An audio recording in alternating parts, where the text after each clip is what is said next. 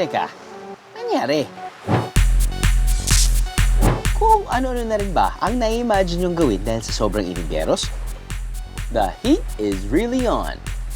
At saan pa nga ba perfect magpa-refresh kundi sa beach?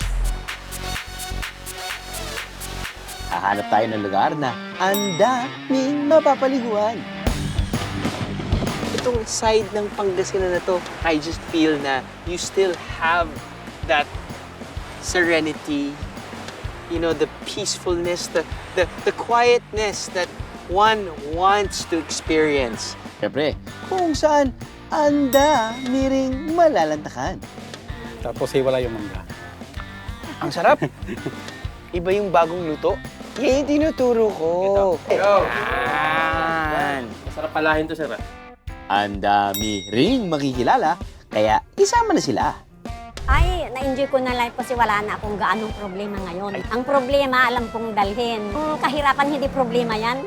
Basta wala kang sakit, palagi kang magsimba, magpasalamat sa Diyos, yon, very good na life yun. Ang dami kong sinasabi, no? Kasi nga, lahat ng yan ay natatagong ganda ng isang lugar sa norte. Tara na't bumiyahe under the sun dito sa Anda, Pangasinan.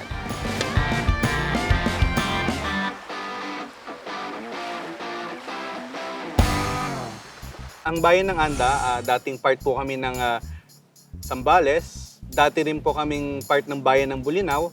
So nung dumating po yung May 10, 1859, from Cabaruyan Island na dati po naming pangalan, naging Anda na po yung pangalan po ng aming bayan. Bayan namin is the only island town in Pangasinan. Nung late 1990s, nagkaroon po kami ng bridge. At doon po nagtuloy-tuloy po yung progreso po ng aming bayan. Para ipagdiwang ang pagkakakilanlan ng bayan ng Anda, taon-taon ay sineselebrate nila ang Binungay Festival. Isa sa bida ng oksyong ito ay ang kilalang kakanin ng Pangasinan, ang Binungay. Ang Binungay ay malagkit na may gata at iniluto sa kawayan. Tay, alam mo, na-feature na namin ng Binungay, nung na-feature na namin tong side of Pangasinan, which is western, no? Pero parang ngayon lang po ako nakakita ng iba't ibang hugis. Kailan? Kasi tuwing Binungay Festival, Which is kailan po? Summer? May. May, okay. Dito May. sa Anda, May. Mhm. May contest na different sizes. May pahabaan, may palakihan. Mhm. So yung iba may flavor. At parang napansin ko po, halos lahat mga lalaki po yung nandito ngayon sa atin ba? At meron po ba kayong isang grupo? Paano po namuo yung grupo na to na gumagawa ng Binungay? Dati yung grupo namin na pinangalan Airpat. More Airpat. on grupo na sinanay na maging mabuting tatay. Mabuting tatay. Kaya binuo yung Airpat para matigil yung violence against women and children. So, nung nabuo kami, hindi magpapatuloy yung grupo kung walang livelihood. Kaya naisipan namin magkaroon ng livelihood. Ito nga yung Binungay. So ito po yung parang sideline, kung baga. Oo, sideline. Ano po yung pang-araw-araw na trabaho nyo bukod po dito sa Sa sideline? grupo kasi, iba-iba kami. Iba-iba po. Kayo po? Ako po, magsasaka. Magsasaka po. Yung Mga iba sa po? amin, may isda. Mangingisda. Opo. 7 taon na ang kanilang grupong Empowerment and Reaffirmation of Paternal Abilities Training o ERPAT. Kasabay ng pagpapabuti sa kakayahan ng mga haligi ng tahanan ay ang paggawa nila ng masarap na binungay. Kaya kita nyo naman, may kanya-kanya talaga silang toka. Bukod sa iba't ibang laki ng binungay, pwede rin matikman dito ang ilang pinagmamalaki nilang flavor. Ano po ba yung pinakamasarap na parte? Yung gitna. Kasi po, Kasi doon yung lutong-luto. Tapos wala yung mangga. Para ang sarap. Iba yung bagong luto.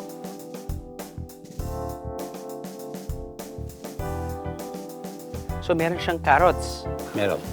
Meron po bang baboy? Meron po. Giniling. Giniling na baboy. Hipon meron din. Meron.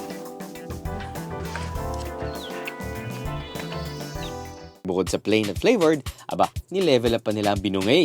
Kasama sa paligsahan tuwing piyesta ang pagbuo ng binungay gourmet dishes. May mango graham binungay, turon de binungay. At binungay sushi. Ang tutyal ha. Mukhang masarap lahat, no?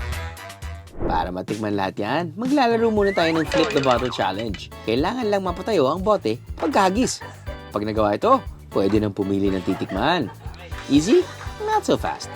Dahil may twist, nakatakip ang mga pagpipilian. At para mas exciting, bukod sa gourmet binungay, may mga pagkain din na hindi gaano pamilyar sa iba o baka sa akin at sa BND team. Para may suspense.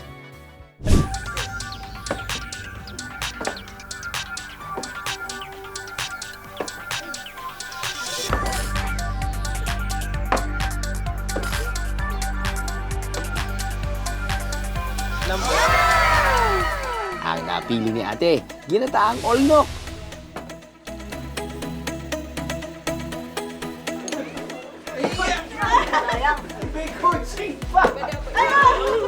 Para naman sa bibong researcher namin na si JP, igadong bangkalangan.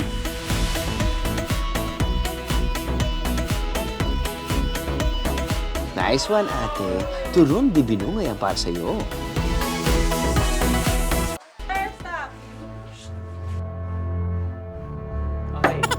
Teka, parang ako na lang hindi nakakakain na.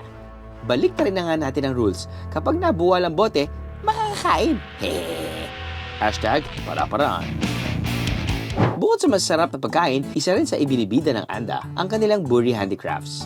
Ang makukulay na disenyong ito ay likha ng dating migrant worker na si Lloyd De Castro. Parang there's one thing na gagamit ng local materials to build something. And there's another level or another thing na i-upcycle mo yung pinanggamitan na local materials. At yun yung ginawa nyo. Kailan mo kayo nagsimula? Matagal na ako nagsimula.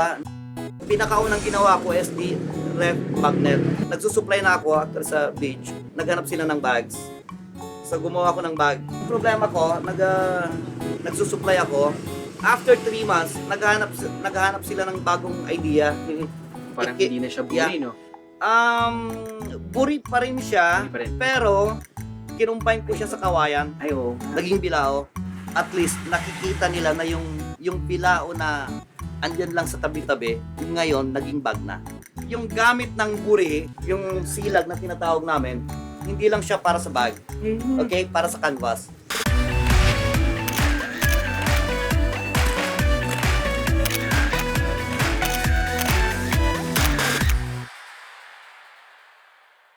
Bago magawa ang magagandang bag, inahabi muna ito tulad ng banig. Isa naman si Nanay Percy Consuelo sa mga patuloy na gumagawa nito sa ANDA. Meron kayong sinasabi na iba po yung texture ng buri kapag sa umaga. Oh, malambot siya. Pag tanghali, madaling maganyan siya. Oh. So, Masisira. tuwing umaga ho kayo gumagawa? Oh, at saka sa madaling araw po. Anong oras po ng Alas madaling? 3, talagang yun ang Alas gising. 3. At saka ako, alam ko kung kailan dapat gawin. Kasi pag pilitin mong gawin, marukok. Na ganun siya, oh. Maputol. Mapuputol lang Pag yan. sa araw na mainit. So yung dekalidad ng mismong produkto mo eh. At saka yung hangin pag amihan, malambot ito pag hindi amihan. Kapag summer na, doon medyo hindi maganda. Mahirap, oh. Pag dry, hindi po maganda. Pero pag tag-ulan, mabilis kang makagawa, makatapos, at saka maganda yung kinalabasan. Ito po ba yung naging hanap buhay niyo ng Ay, matagal matagal na? po. Yung mga lula ko, nanay ko, ganito ang trabaho nila ng araw. O konti nang nakakaalam ng maggawa ng ganito ngayon. Ilan taon na ho ba kayo? 65. Wow! Sa ngayon, by order na lang ang paggawa ng banig ni Nanay Percy. Ay, na-enjoy ko na life kasi wala na akong gaanong problema ngayon. Ayan! Ang problema, alam kong dalhin. Apo. Hindi, yung kahirapan, hindi problema yan. Basta wala kang sakit, palagi kang magsimba, magpasalamat sa Diyos, yon, very good na life yun. Cheers to good life, Nanay Percy! Para mas masaya ang buhay, magsama palagi ng mga komedyante, ng mga masayahin. May tanghali na tayo! Papa, parating na pa kami! O, Jeff! O, saglit lang po, opo. Ay, kulang tayo. Maghahalo tayo ng simento. Ang loko ba naman? Diyos ko naman! Kala ko dala mo eh. O, sino ba ito? Ay, sir, guys, Basta. Kaya ka ba? Yung ano sir, easy ka lang.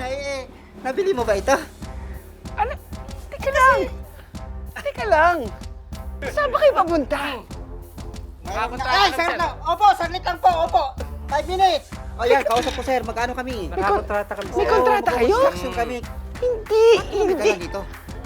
Meron akong dala nito dahil ito yung pangsasandok natin sa pagkain.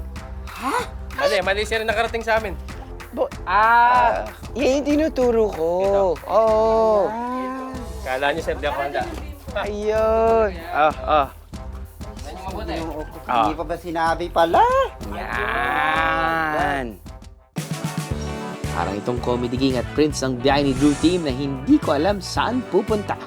Yan ang paandar ng kainang ito sa Barangay Tondon. Inagpalang Seafood Mix! Tapos pwede na po natin iuna yung shell kasi mas matagal siyang maluto. Ito yung tinatawag naming giwoy dito. Small crabs. Opo, crablets. Ang next po ay ating blue crabs. Huli din po dito sa anda. Blue crabs or tiger crabs po. Dagdagan pa yan ng mga pampalasa ha.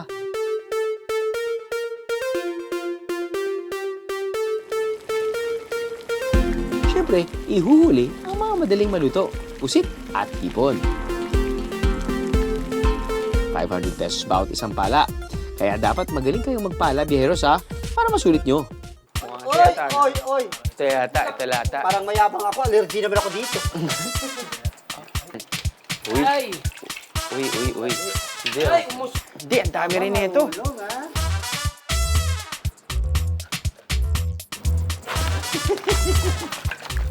Groundbreaking ito. Ayun o. Ay, abot ang plato. Matindi.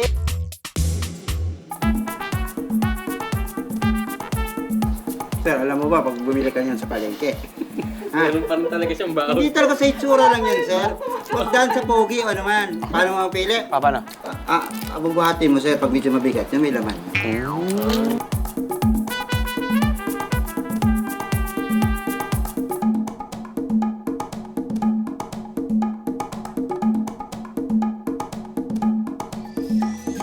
Nasa Anda, Pangasinan pa rin tayo, biyeros.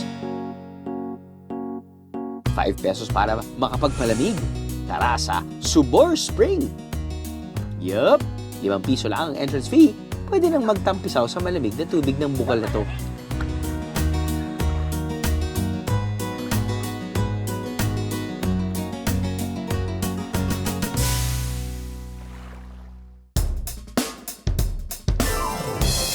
Summer gala kasama ang buong pamilya o barkada. Kaasya kayo lahat dito. Sa mga gustong mag-day tour lang dito sa aming resort, ang aming entrance fee ay 150 pesos lang per head. Special rate para sa overnight namin na which is 1,399 per head. Meron na kayong 2 days and 1 night na access sa aming mga accommodations. Kasama rin sa 1,399 pesos ang iba pang amenities nila. May banana boat, UFO, at ang kanilang inflatable island.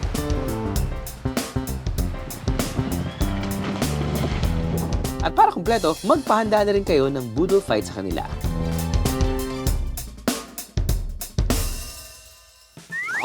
Dito ako sa may konting challenge bago makakain. Balik tayo sa flip the bottle game na reverse ang rules. Kapag bumaksak, pwede na kumain. Tinolang, biyak-biyak para sa akin.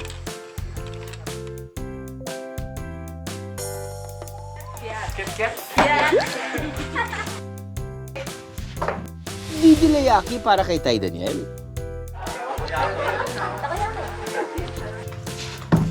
Aba, kudakya with mango salad naman ang nakuha nitong assistant cameraman namin si Lemuel. Steamed Lucy yan, oh. Oh, eh di nakakain ng lahat. Ang bait ko, di ba?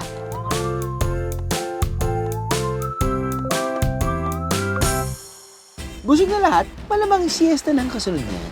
No worries, dahil may mga accommodations sa Tondo Beach tulad ng tinuluyan namin.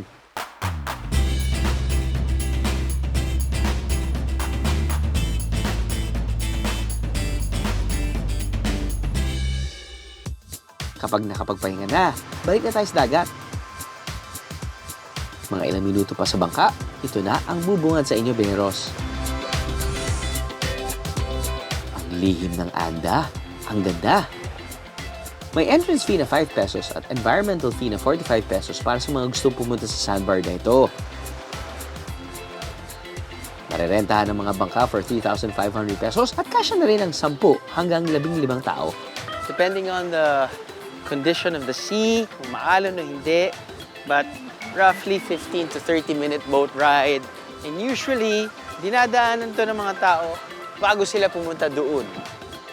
At ano yun? Yes, nandito ako.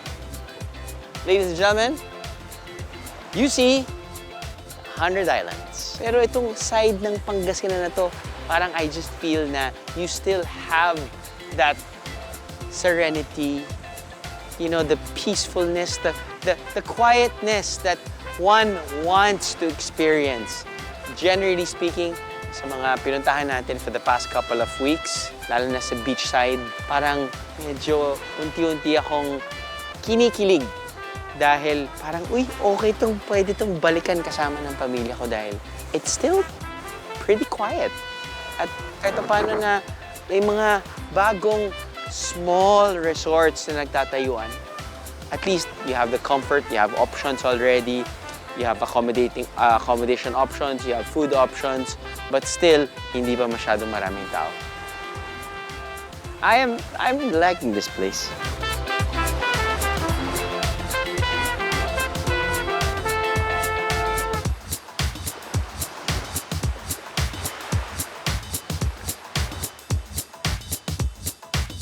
Yep, may pahabol pang Chibog ang Anda Pangasinan sa ating Beneros. Alright, nagbawal kami dito ng binubudan.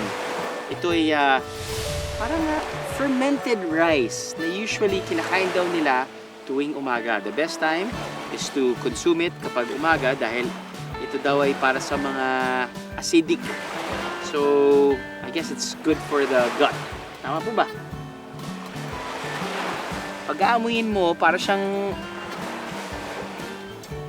Ano bang iniinom nyo? Tuba? Parang may ganon, tuba. Parang sake, actually.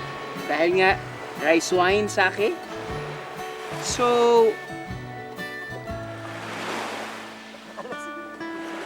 nakakalising po ba ito?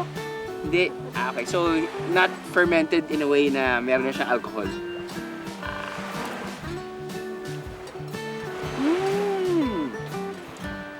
Matamis na may asim. By the way, sorry, chilled siya. Importante yatang malamig siya para mas ma-appreciate mo yung lasa niya.